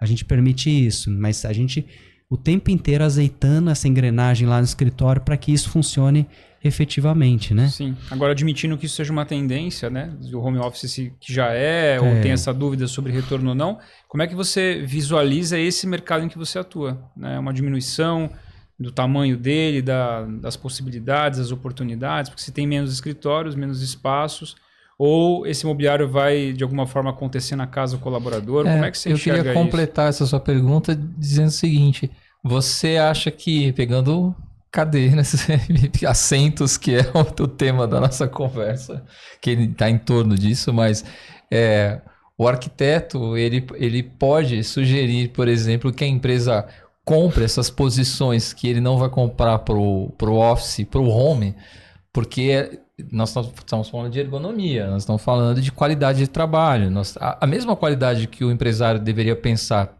para a posição dentro do escritório, pela lógica, ele deveria pensar para fora. Não transferir a responsabilidade para o usuário, porque o usuário vai comprar uma cadeira de 300 conto e vai sentar errado, vai passar mal. Isso também não é uma tendência? Tem empresas que fizeram isso no Brasil. Deram cadeiras muito boas para os funcionários na época da pandemia, não pediram de volta. Compraram outras para o escritório. Não trouxeram de volta. Isso aconteceu sim. Algumas empresas, alguns clientes nossos, né? É uma coisa legal que as empresas, quando têm bala na agulha para fazer com certeza, tá? Isso não é uma tendência, isso é uma realidade, não voltar, né? Muita empresa ainda é 100% presencial hoje, mas vai perder funcionário. E vai perder mesmo, tá? As pessoas estão nessas empresas 100% presenciais porque não encontraram ainda uma que não é. A hora que encontrar vai mudar, né? Facilmente, né? De novo, olhem para vocês. Vocês querem ir todo dia para a empresa ou não? Né? Eu sempre falo para os clientes. Então, o funcionário não quer. Se ele encontrar uma outra oportunidade que não seja obrigatória, ele não vai. Depende do fator Né? sogra. Exatamente. Isso é um ponto bem importante, né? É um ponto importante. E tem gente que gosta de todo dia. Eu gosto de todo dia. Eu não gosto de ficar em casa. Eu gosto de estar no escritório. Tem gente que gosta. Mas assim, eu gosto de estar no escritório porque minha casa é pro escritório. Sim. É uma linha reta de 6 quadras. Eu sou privilegiado, super privilegiado, né? Qualquer pulga que eu tiver na orelha, eu volto para casa e, né? É facinho, né? Mas nem todo mundo tem isso, né? Me parece que o mercado tende a diminuir, né? Ele não, também respondo, não diminui, porque a gente cresce, né? As empresas crescem no Brasil, né? Então você tá diminuindo hoje, mas amanhã já cresceu 5%, 10%, no ano que vem já cresceu mais 10%, daqui 3 anos já cresceu mais 20%, então volta, né? Diminuiu. Então tem cadeira para vender. Tem. Não, eu tô com ele. Na verdade, o Brasil tem muito espaço para crescer, empresas crescerem e outras empresas surgirem. É isso. Gente, a gente fez muita diminuição de laje na pandemia.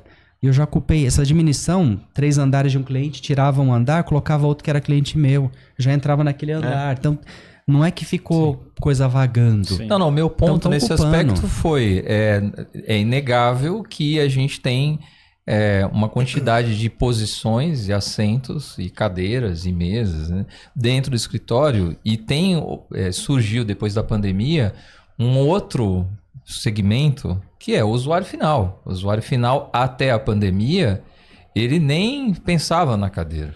Vamos combinar, a maioria das pessoas usava a cadeira da cozinha quando tinha que ficar em casa para resolver alguma coisa. Aí a pandemia vem, o cara começa a trabalhar e percebe que é impossível trabalhar em qualquer cadeira. Aí ele vai num varejo aí da vida, compra uma cadeira lá, sai com a caixa, põe no carro, chega em casa, 6 meses depois o rodízio já pifou, o pistão já... Mas é inegável que é uma movimentação bastante expressiva, porque se existia antes, né? Você como arquiteto fazia uma laje para 1.000 pessoas. Hoje você faz para 600 pessoas. Essas 400 pessoas, se elas não estão sendo direcionadas ou orientadas pela empresa na compra de alguma coisa que é bom para eles vão ficar num limbo aqui, né? E aí a gente tem perda de qualidade, né? Se você olhar, é interessante, né? As empresas de corporativo que vendem cadeira, não sei se você percebeu, boa parte delas, um monte de propaganda que tem até hoje para vender cadeira para pessoa física, né? Não, sim. Que não tinha. Sim, um monte. sim. É. Todos né? foram para e-commerce, Inclusive de locação de cadeira boa para pessoa física. Você paga ali por mês R$40, você tem uma cadeira boa na tua casa, de qualidade, de altíssimo nível, uma cadeira de trocentos mil reais, né? A pandemia trouxe essa visão, um né? novo negócio. Não é que é Mercadão. novo, ele tava ali, o cliente, né? Ninguém tava explicando para ele. Na pandemia ele começou a ficar mais tempo na cadeira de casa. Não, peraí, essa cadeira de cozinha não vai servir. Sim. Não, peraí. Aí fala, pô, mas no escritório... Aí, assim, quem tava no escritório tinha cadeiras boas, o usuário se lembrou, né? Pô, mas que cadeira que é essa que tá aí no escritório? Que marca que é? Não teve uma movimentação, é interessante, não teve uma movimentação do marketing das indústrias de cadeira. Olha, compre na pandemia melhores cadeiras. Foi natural. Lembra do slime lá que aconteceu naturalmente? Sim. Aconteceu com a cadeira de escritório na pandemia a mesma coisa. Cresceu exponencialmente que o pessoal percebeu. Não, peraí, vamos investir um pouco mais. A empresa mesmo falou, investe. Aí teve um crescimento absurdo. Todas as empresas no mundo cresceram absurdamente. Cresceram 50%, 60%. É lógico que não tem mais isso, mas não deixa de crescer. Não deixa de crescer. Todas as empresas estão crescendo. Seja 5, seja 10, seja 30. E a busca, a pandemia trouxe. Aí perceberam que o CPF é o mesmo cara que está lá dentro do CNPJ. Tanto o CFO também tem CPF, né? Sim. Sim, certeza. Agora, desses projetos que você está desenvolvendo, Antônio, ainda tem a tendência que você estava falando do escritório com tobogã, com mesa de ping-pong, ou isso já passou um pouquinho? Não, isso é mito. Já acabou, já. Já acabou, Isso veio aquela onda do Google, Sim. quase de infantilização Sim. de 2008, 2010, já passou faz tempo.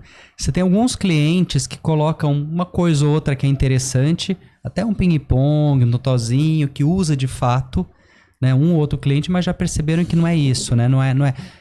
O que as empresas aprenderam? Se o funcionário vai ter meia hora para jogar um totozinho, ele vai querer essa meia hora na casa dele, com a família dele, com o cachorro dele, indo pra academia. Ele não quer ali na empresa. Então, isso caiu muito por água abaixo, né? A empresa hoje está muito mais pé no chão, né? Mais café de qualidade, né? Você ter um vale alimentação mais adequado com a região, benefício, você tá ali dando uma qualidade de espaço de trabalho confortável, uma cadeira melhor, do que você ficar inventando tobogã, né, na empresa. Isso eu não ponho tobogã, acho que há uns 5 anos pelo menos, né? 5, 6 anos, pelo menos que eu não ponho tobogã numa empresa, né? E assim, coloquei... Mas é bizarro você ter colocado, né? É muito bizarro. Mas era legal, porque era 3 andares, você ligava os 3 por tobogã, o pessoal vou dizer que o pessoal usava o tal do tobogã, monte. O pessoal usava o tobogã, era legal até, mas não tem sentido, né? Sim. Mesmo, se você pensar bem, né? Sim. E hoje as pessoas querem, se tem tempo livre, quer ficar em casa, né? Ninguém quer trabalhar 80 horas por dia. Isso não... Gente, não dá pra falar um negócio desse, né? A única coisa interessante disso que eu vi recentemente, né, não tem nada a ver com o assunto, só vou fazer uma provocação aqui, do ponto de vista emocional, as pessoas estão sofrendo mais. Se for fazer uma avaliação de qualidade de vida, mesmo com a pandemia, mesmo com tudo, assim, teve não é uma evolução do ponto de vista evolutivo, propriamente dito, mas tem muito mais qualidade de vida hoje para o trabalho. Em compensação, nos últimos 5 anos, o aumento de angústia, ansiedade, depressão, subindo bizarramente. Então, assim, tá melhorando e o resultado, aparentemente, por uma outra via de pensamento, ele não tá se mostrando... Mas porque o mundo acelerou muito, as empresas viraram máquina de moer carne para as pessoas. Tudo é para ontem. Quanto tempo você acha que eu gasto para fazer um projeto de 10 mil metros quadrados? 2 meses. Você acha razoável, em 60 dias, eu colocar em pé um projeto de 10 mil metros quadrados, desenhar um projeto desse? Mesmo, Um projeto que você demora, sei lá, deveria ter 1 ano para desenhar, eu tenho que fazer isso em 2 meses? Loucura, né? Não faz sentido o que aconteceu com o mundo. As empresas viraram máquina de moer carne para ter resultado, para conseguir acompanhar a velocidade do mundo. Então, naturalmente, as pessoas estão entrando em depressão, elas estão entrando em desespero, elas não... Colapso. Vai para uma medicação para tentar controlar isso, que às vezes é necessário, tá entrando em colapso. O mundo tem que parar. Tem que dar uma respirar. Tem que ter uma outra ordem de valor. E que resultado a gente está falando, né? Porque, assim, imagino que os executivos americanos lá ganharam muito dinheiro de bônus durante muito tempo, né? Por um resultado artificial, né? Então, eu acho que também pensar resultado, pensar indicador deveria ser um outro tipo de pensamento, não um pensamento como se faz hoje, como você trouxe da história do saving do CFO lá. Se até o final do ano você chegar nesse EBIT daqui, você vai ganhar uma grana incrível. Não faz mais sentido isso. Acho que nunca fez, na verdade, muito sentido isso, mas foi sempre uma prática comum no mercado. Eu acho que também isso precisa ser revisado, né? Indicadores de performance, tipo de gestão, porque são eles que definem, na verdade, como que a banda toca, né? O mundo tem que parar um pouco, tem que olhar o pé que tá, na minha opinião, né? A questão de economia no mundo, né? O que você tem feito com as pessoas, né? Senão daqui a pouco o mundo entra num caos completo, né? As pessoas não vão dar conta. Não vão dar conta. O grande desafio de tudo isso é pensando qualidade de vida, porque nós estamos sempre olhando para produtos, né? Nós estamos aqui com a Donati, estamos pensando em produto, estamos pensando em conforto, estamos pensando em qualidade de vida, estamos pensando em um monte de coisa. Mas não está na mão do cara que, por mais que ele se esforce, né? Do cara que monta a ferramenta estratégica de branding lá, de provocar isso. No final da história, muitas vezes você propõe mudanças significativas do ponto de vista estratégico para que a qualidade de vida ela se expresse na rotina, né? Porque ela não pode se expressar só no home office. Não é só o fato do cara estar em casa que ele vai estar vivendo melhor, como você mesmo colocou. Não está na mão do arquiteto, porque o arquiteto pode fazer o máximo possível do ponto de vista ergonômico, acústico, de iluminação, de conforto, de projeto, mas ele não consegue inferir sobre isso. No final, nós somos todos o marketing, a indústria que produz inovação, está produzindo inovação pensando também na qualidade de vida do cara, no conforto do cara. Mas tudo isso feito, e aí você vai fazer mais um apelo ali, né? Tudo isso feito, se realmente não tiver um processo de melhoria da forma como as coisas acontecem, não vai mudar nada. E isso assim, tá... é uma tendência de piora. Então, assim, olha que maluco isso, né? Nós estamos aqui há 1 hora e pouco, já quase, falando sobre o teu empenho, o teu trabalho em construir espaços confortáveis, ergonomicamente corretos, adequados do ponto de vista de iluminação, de acústica, de produtos, de cadeiras e tal.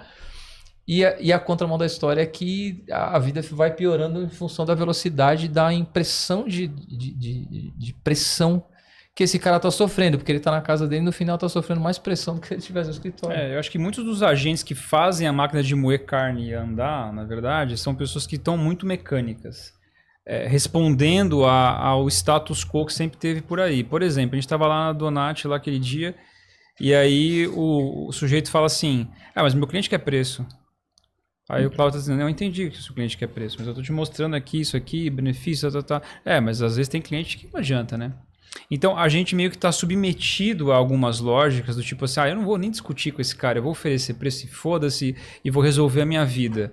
Ao passo que tem profissionais como você, como a gente também na nossa área, tenta defender aquilo que a gente acredita, seja do ponto de vista técnico, seja do ponto de vista humano, seja do ponto de vista, seja o que for. Mas as pessoas, na sua maioria, penso eu, e é um chute, fonte, não tem nenhum... Fonte de cabeça minha. Fonte minha maluquice. É de que a gente simplesmente está vivendo mecanicamente, sem pensar muitas vezes, a gente está retroalimentando esse sistema, né? Sim. Não é isso? E aí eu tô tentando fazer esse link para falar disso que a gente estava vivendo naquele dia lá, cara. O cara falou assim, eu entendi, é do caramba, bacana, muito melhor, lindo, incrível. Mas quando meu cliente quiser preço, eu vou dar preço e acabou. Mas é a velocidade que o Antônio falou. A gente tá numa velocidade que o cara, assim, cara, eu não quero ficar discutindo muito. Eu quero dar resultado rápido para mim, pro cliente, então é preço. Aí você não pensa para fazer, você não ganha para fazer direito, você cobra o erro. Só que isso é tudo, tá? Isso você vai para governo, né? Você tem uma desestruturação de governo, você não tem uma garantia que você vai se aposentar e ter um dinheiro para comer. Você não tem uma saúde que te protege hoje. Você não tem uma segurança andar na rua. É muita coisa que gera isso. E daí você gera depressão, gera... É rápido resolver porque você não sabe o futuro. E se normalizou esse comportamento do apagar incêndio no Brasil em particular, porque tem o alemão não pensa assim, o japonês não pensa assim, os próprios chineses não pensam assim, os suíços não pensam assim. Que coisa boa. Você fala assim, cara, eu tô aqui com uma ideia para esse ano, o cara nem te recebe, né? O executivo não vai nem te receber. Fala assim, querido, nós vamos pensar 5, 10 anos. É verdade. Não é isso? Então, acho também um hábito do Brasil, da ausência de planejamento, né? As empresas brasileiras se planejam muito mal e porcamente, vivem um instante e acaba sendo uma consequência muito nociva, penso eu, que é essa coisa da meta de curto prazo, aí a comoditização que a gente estava falando sobre valor percebido, tudo virou comoditização, né, cara? Porque se você não tem tempo para desenvolver um projeto, cara, como é que você pode pensar em alguma coisa que se diferencie? Se você tem 2 meses para fazer um projeto que deveria levar 1 ano, é irracional, né? Eu tô pegando tudo isso que você está falando, desculpa te cortar, Antônio, que eu só pensei numa coisa aqui. Com tudo isso que a gente falou, o que você sente de falta, por exemplo, de uma empresa como uma que fornece um tipo de mecanismo ou recurso para que você pense em um produto? Porque eu também vi que vocês desenvolvem produtos específicos. Então, de repente, a Donat tem muitas coisas que podem ser utilizadas. Ou um outro fabricante, porque você tem 2 meses de trabalho. Como é que essas empresas poderiam te suportar melhor nessa lógica que você está falando? Você pensa uma coisa e fala assim, eu tô muito órfão aqui na minha cadeira e a Donat podia me suportar melhor. Ela podia me dar mais recurso para que eu conseguisse fazer meu trabalho com menos estresse. O que a gente tem um trabalho muito específico no escritório de customização. Apesar dessa pressa, desse tempo muito curto que você tem de mercado, nosso foco é customizar. O cliente paga na gente, ele contrata a gente porque ele sabe que a gente customiza tudo. A gente desenha tecido, manda imprimir o tecido para colocar na parede da sala acústica dele. A gente faz desenho de painel acústico para a sala dele.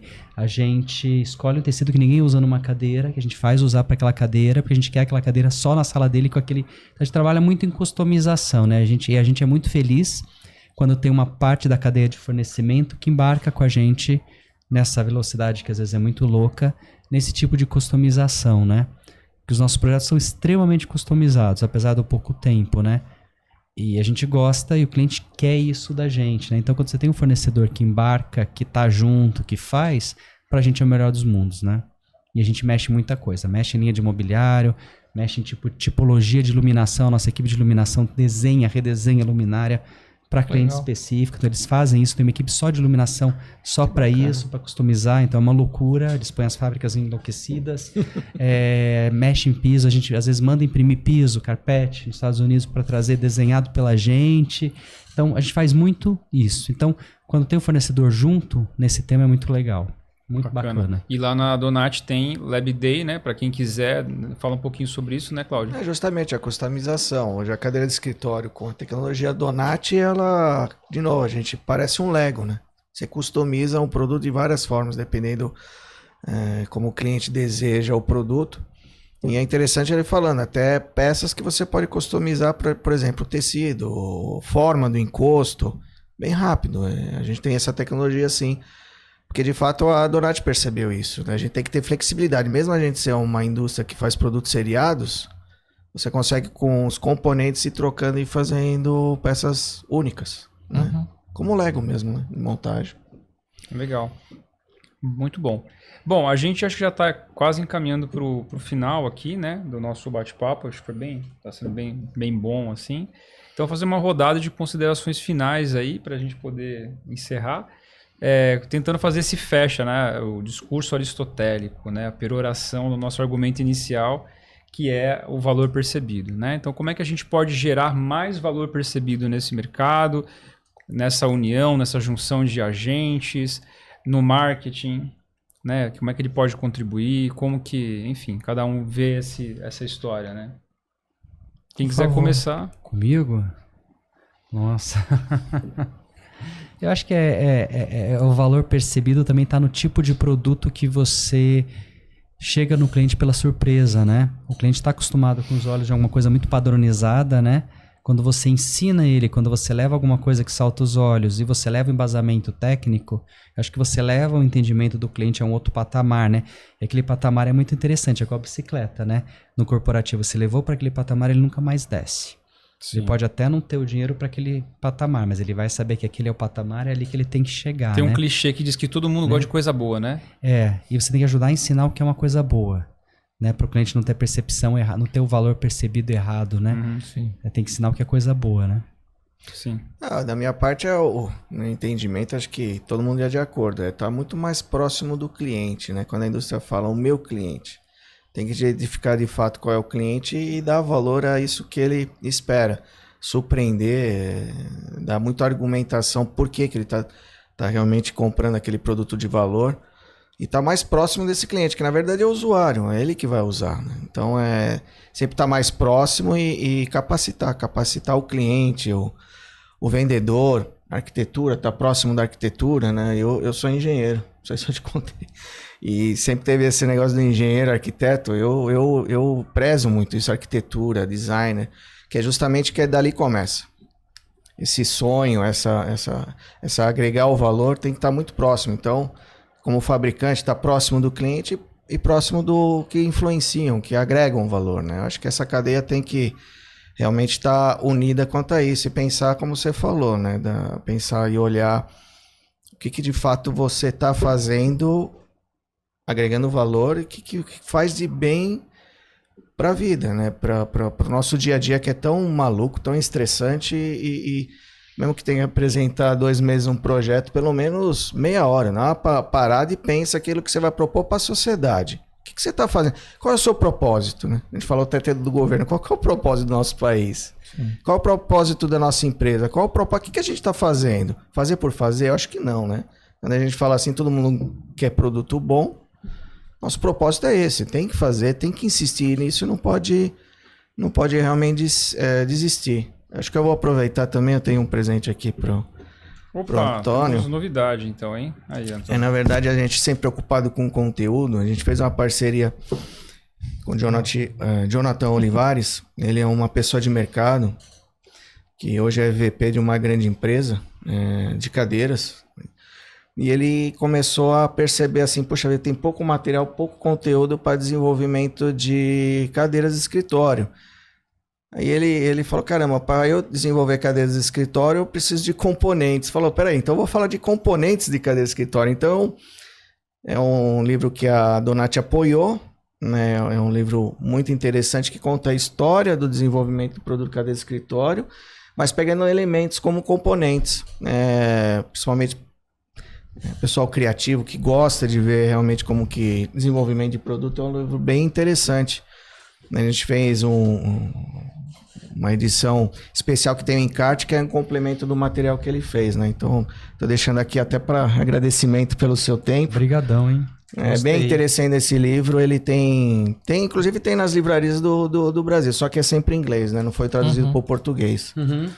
Mas eu deixo aí para você se deliciar assim. Até você falou de desenvolvimento de produto, né? Até a gente começou no escritório hoje. Desenvolvimento de cadeira de escritório ficou mais fácil com a Donati, lógico, porque a gente percebeu que precisa dar flexibilidade, né? Então, seja precisar de um parceiro para desenvolvimento de cadeira de escritório, poltronas, alguma coisa que seja necessária, a gente está disponível, e agradecer a presença. Realmente é importante aí para a gente. Obrigadão, gostei. Legal, obrigado. Eu acho que tem dois aspectos muito importantes de tudo isso que a gente falou, e eu vi uma fala do Antônio na entrevista, que eu achei bastante interessante, que é de que vocês costumam entrar dentro das empresas e escutar as pessoas que trabalham. E eu acho que o grande problema que a gente vive hoje, que está causando tanto sofrimento nas pessoas, está causando tanta angústia, tanta pressão, é de que as empresas foram muito mal acostumadas em fazer coisas sem escutar as pessoas que são mais importantes no processo. Então a gente defende muito o grupo focal, né?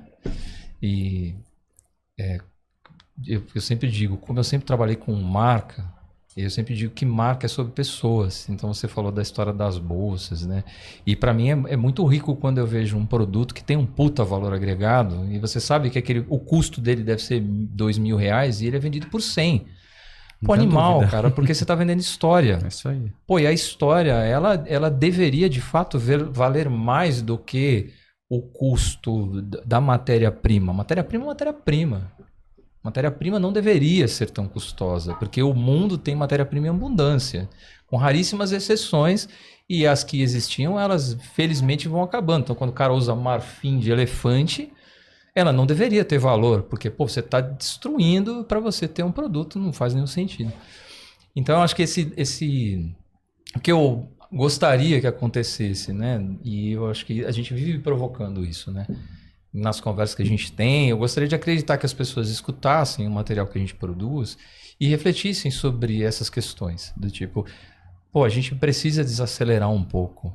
Não faz sentido essa velocidade que foi imposta para cada um de nós. Não faz sentido fazer um projeto em 2 meses, né? Porque isso tira o tesão do projeto, ele elimina você. Já aconteceu tantas vezes com a gente de apresentar um cronograma para o cara e falar assim, olha, nós precisamos de pelo menos 1 mês para escutar as pessoas. Aí você escuta às vezes, né? Já aconteceu. Não, mas a gente já sabe. A gente já... Não. O cara que você escutou há 2 anos não é o mesmo cara que você vai escutar hoje. Então eu quero escutar o cara.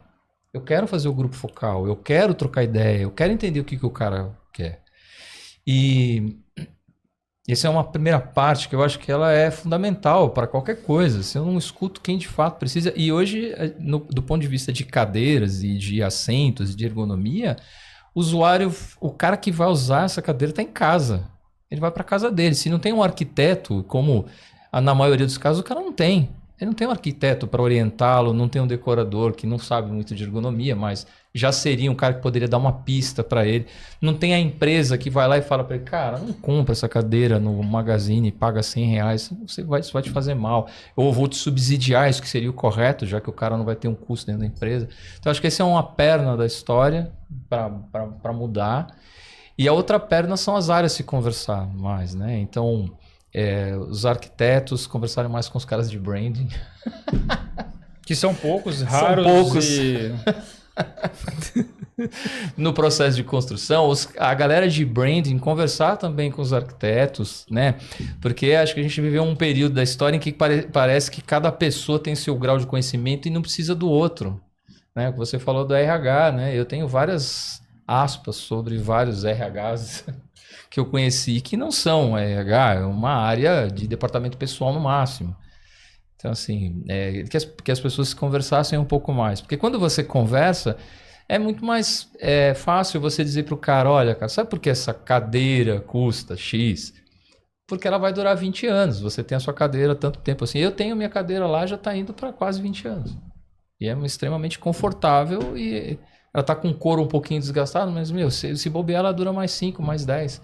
E se eu não tivesse comprado essa, eu poderia ter comprado já 3 nesse período. Então, assim, o que é valor agregado, né? As pessoas nem sabem exatamente o que é isso. Sim. Então, falta realmente aquilo que o Antônio falou lá no começo, que é conhecimento. É conhecimento, né? É preciso ter conhecimento para especificar. Não dá para sugerir uma iluminação se o cara não entende de iluminação.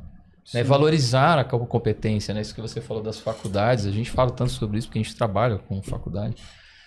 É preciso valorizar a capacidade profissional do cara, né? Então, essa seria a minha consideração final, fazendo um apelo, né? Que os profissionais conversem mais e que escutem mais o cliente final, né? O freguês, né? Porque freguês. A dor está no freguês, né? Exato. A dor está no assento do cara. Eu queria pontuar uma coisa que vai nesse sentido também, mas que é da depreciação do conhecimento. Sim. A gente que trabalha com conhecimento como nosso principal capital, né, ativo, como isso sucateou nos últimos anos. Ou seja, o conhecimento, a técnica sucumbiu à tecnologia. Muitas vezes aconteceu isso, né? Sim. Então, a inteligência artificial faz isso, nem precisa de ninguém.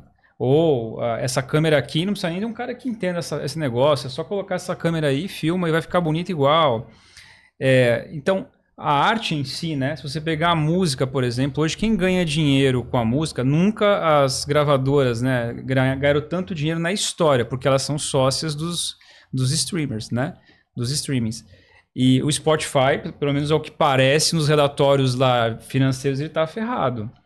Pelo menos é o que mostra lá, que também não dá para acreditar em nada, né? Enfim, mas o músico é o que está mais fudido no final das contas, porque a música só existe porque um cara pegou o violão ou o piano e teve uma ideia melódica. Ela acontece a partir desse clique de um artista.